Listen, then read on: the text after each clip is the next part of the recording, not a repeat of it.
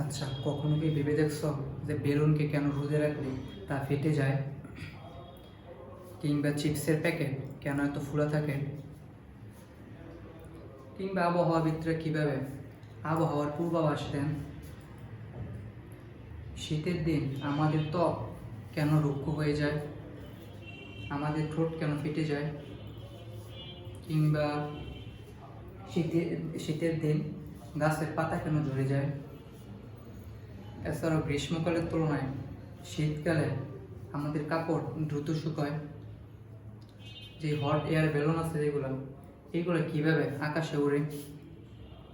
এই যে কিভাবে, কেন, এসবের এই উত্তরগুলো জানার জন্য আমাদেরকে জানতে হবে আদর্শ গ্যাস।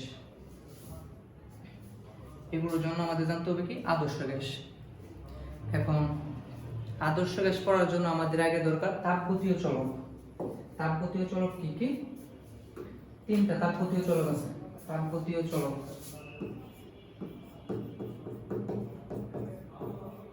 তাপগতীয় চলক তাপগতীয় চলক কয়টা? তিনটা তাপগতীয় চলক। এগুলো কি কি? চাপ বা প্রেসার, তাপমাত্রা বা টেম্পারেচার, আরেকটা হচ্ছে আয়তন বা ভলিউম। আরো একটা চলক আছে তাপগতীয় চলক, ওইটা হচ্ছে গিয়ে কি এনট্রপি। এনট্রপিকে চতুর্থ তাপগতীয় চলক হিসেবেও ধরা হয়। এখন এনট্রপি সম্পর্কে আমরা ডিটেইলস আলোচনা করব দ্বিতীয় পত্রের প্রথম অধ্যায় তাপগতিবিদ্যার মধ্যে। তো এই অধ্যায়ের মধ্যে মূলত হচ্ছে কি চাপ, তাপমাত্রা, আয়তন, এই তিনটা হচ্ছে কি তাপগতীয় চলক। এখন আদর্শ গ্যাস কি? আদর্শ গ্যাস হচ্ছে যে সকল গ্যাস সকল তাপমাত্রা ও চাপে বয়েল, চার্লস ও চাপীয় সূত্র এবং অ্যাভোগাড্রো সূত্র মেনে চলে, তাদেরকে কি বলা হয়? আদর্শ গ্যাস বলা হয়। আদর্শ গ্যাসের একটা সমীকরণ আছে, সমীকরণটা হচ্ছে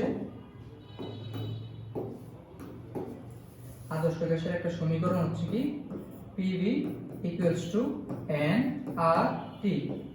এখানে P তে কি প্রেসার বা চাপ, B তে ভলিউম বা আয়তন, N হচ্ছে মূল সংখ্যা, T তে হচ্ছে তাপমাত্রা বা টেম্পারেচার।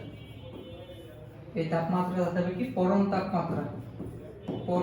তাপমাত্রা, যেটা কি কেলভিন এককে থাকবে। আর আর হচ্ছে কি সার্বজনীন গ্যাস ধ্রুবক বা ইউনিভার্সাল গ্যাস কনস্ট্যান্ট। সার্বজনীন গ্যাস ধ্রুবক। এই আর এর মান SI এককে 8.31 জুল পার মোল পার কেলভিন। আর আরো কিছু মান আছে এটার, যেমন এটাকে SI এককে দিলাম, CGS এককে এর মান হচ্ছে কত?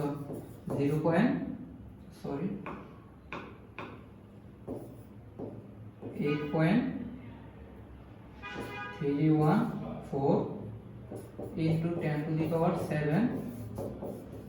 ERG per mole per Kelvin। এছাড়াও লিটার ATM এককে এর মান হচ্ছে 0.0821 litre ATM per mole per Kelvin। তো তাপগতীয় চলকের মধ্যে এখন যে আদর্শ গ্যাস, এখন আদর্শ গ্যাস বলতে কিন্তু কোনো কিছুর অস্তিত্ব নেই। যে আদর্শ গ্যাস, এই আদর্শ গ্যাসের কিন্তু কোনো অস্তিত্ব নাই। অস্তিত্বহীন।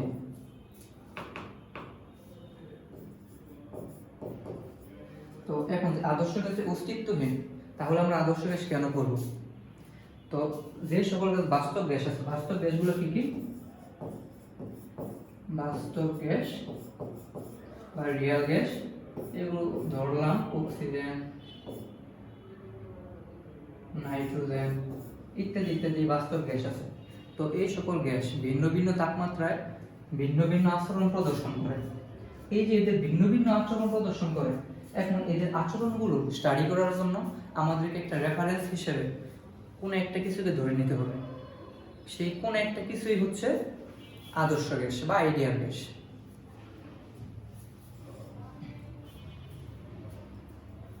তো এখন আমরা এখানে পড়ছিলাম কি, এখন আরেকটা তথ্য যে বাস্তব গ্যাসগুলো আছে, এই বাস্তব গ্যাসগুলো যদি আমরা উচ্চ তাপমাত্রা ও নিম্ন চাপ প্রয়োগ করি, উচ্চ